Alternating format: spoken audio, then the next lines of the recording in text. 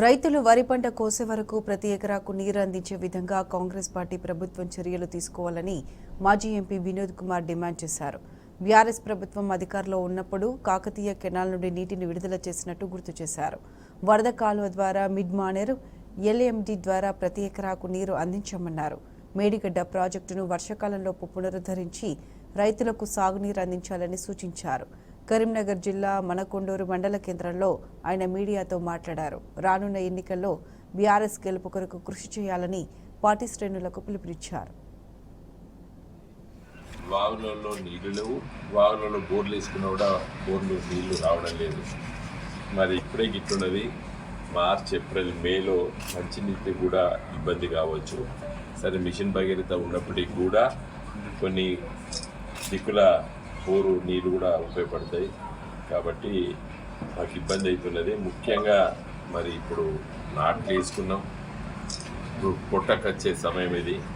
మరి నీళ్ళ సమస్య పెద్ద ఉందని చెప్పి వారితో పాటు చొప్పదండి నియోజకవర్గంలో ఉన్నటువంటి చొప్పదండి, అదేవిధంగా రామడుగు, కొడిమియాల, గంగాధర, తర్వాత ఈ మానకొండ నియోజకవర్గం వచ్చేసరికి బెజ్జక్కి మిత్రుడు, చాలా మండలాలు, గన్నేరు వారు, వీళ్ళందరూ కూడా ఇదే సమస్య. మరి కరెంటు ఉండడం లేదు, చక్కగా వస్తలేదు. నెంబర్ 1.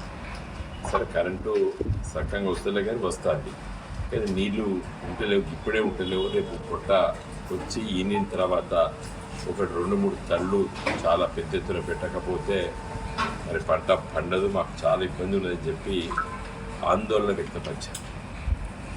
మరి గత 10 సంవత్సరాలు తెలంగాణ రాష్ట్ర ప్రభుత్వం, కేసీఆర్ గారి తెలంగాణ తొలి ముఖ్యమంత్రిగా వారి ఉన్న సమయంలో కూడా ఈ సమస్యలు ఎట్లా పరిష్కారం చేసిందో మీకు అందరికీ కూడా తెలుసు. పత్రికా విలేకరులు మీకు కూడా ఇందులో వ్యవసాయం ఉన్నది. మీకు మన గ్రామీణ ప్రాంతాల్లో వచ్చినటువంటి విలేకరు 2008-9 ఫెయిల్ అయింది.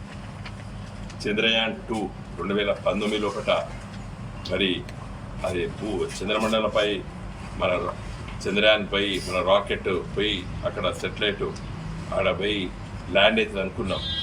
మనందరం టీవీలలో చూసాం. ప్రధానమంత్రి మోడీ గారు ఉన్నారు, శివన్ గారు, ఇస్రో చైర్మన్ గారు. లాస్ట్ మినిట్లో ఫెయిల్ అయింది. ఫెయిల్ అయినా కూడా నరేంద్ర మోడీ గారు బ్యాడ్ అంటే ధైర్యంగా ఉండు అని చెప్పేసి వచ్చిండ్రు. చంద్రయాన్ 3 మొన్న సక్సెస్ అయింది. కాబట్టి సైన్స్ అండ్ టెక్నాలజీ అన్నీ కూడా సక్సెస్ కావచ్చు, ఫెయిల్ కూడా కావచ్చు. కానీ ఫెయిల్యూర్స్ని మనము దాన్ని కించ